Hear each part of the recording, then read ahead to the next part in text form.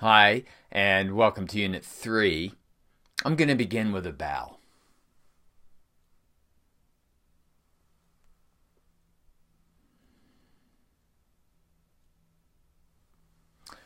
I don't know how it is where you are, but here in Boulder, it's definitely winter.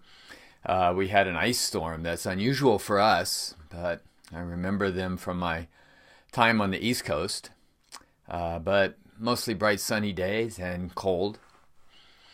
I'll say I'm really happy with how the discussions have begun in the course, both Units 1 and Unit 2. It occurs to me how from the outside, Unit 1 looks like kind of not much to it unit, kind of a throwaway unit almost, but I really think a lot of the really important points of the course about life transitions, rites of passage, have already begun to come out in Unit 1 and also in Unit 2. So here in Unit 3, we focus not so much primarily on life transitions and the phases of transitions, but now on ritual and particularly the rites of passage that have been designed and created and fostered and developed in order to help us deal with those life transitions. So they overlap, life transitions, rites of passage. I also want to make sure we are coming more clear about the differences between life transitions and rites of passage. Not every life transition is a rite of passage, and the rites of passage help us to deepen into and live more fully into and really gather the gifts and the wisdom of our transitions. That's the function of rites of passage. So this unit, we start with a bigger view about ritual and then focus in on the rites of passage. It occurs to me that many of our rites of passage are conscious and intentional. The kinds of practices that we work to design or adopt or adapt and then consciously step into, consciously engage with. And even more, our rites of passage tend to be unconscious. Maybe we don't even recognize them.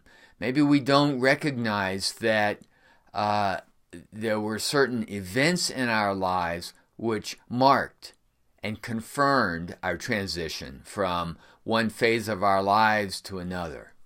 I think really if there's one key to a rite of passage, it's that the rites of passage mark and confirm our fitness to step into a new phase in our lives.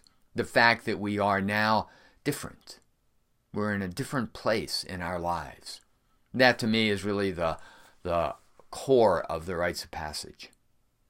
So I just want to put this out as a question, to recognize the differences between the conscious, intentional, recognized rites of passage and those rites of passage that have had profound effects on us that we may not have even recognized. So maybe part of the course is, part of the function of this course is coming back to look at those unconscious rites of passage that have been part of our lives that we didn't really count as such. And now we can take a look back and see what was their wisdom, how did they prepare us to move forward in our lives, to move on in our lives.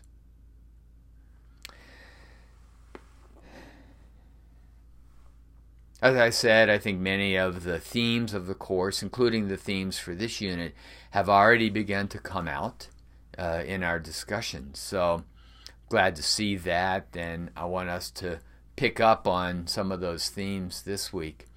One theme in particular that I want to call attention to is about diversity and inclusion. And you'll see some of the study material talks about the ways that often when we have talked about rites of passage, we've talked through the lens, we've looked at them through the lens of basically the adolescent male moving into adulthood.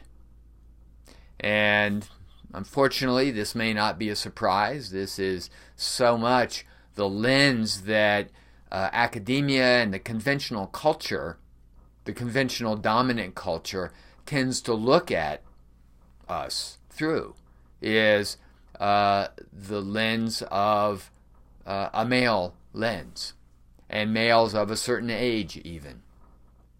So I want to bring in some discussion and some reflection on the limitations of that model and what it might look like to expand this model.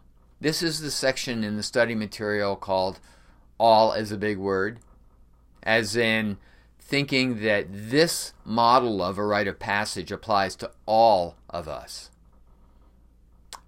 Doesn't fit. There's a longer essay you'll see in the online source book by the same name that I wrote. All is a Big Word. And so I'll just say I'm interested in your thoughts about that.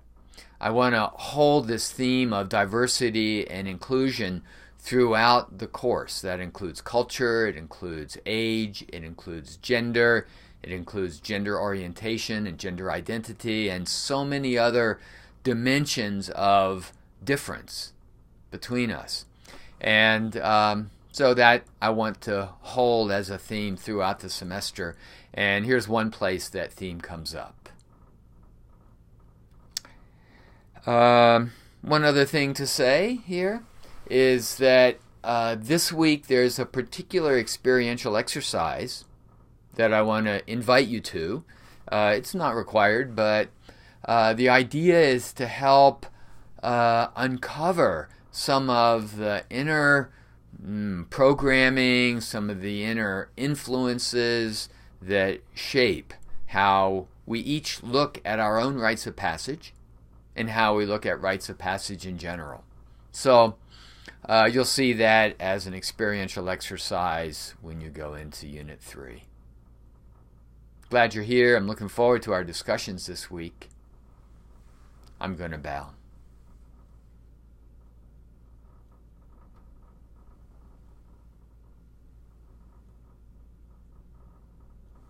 See you online.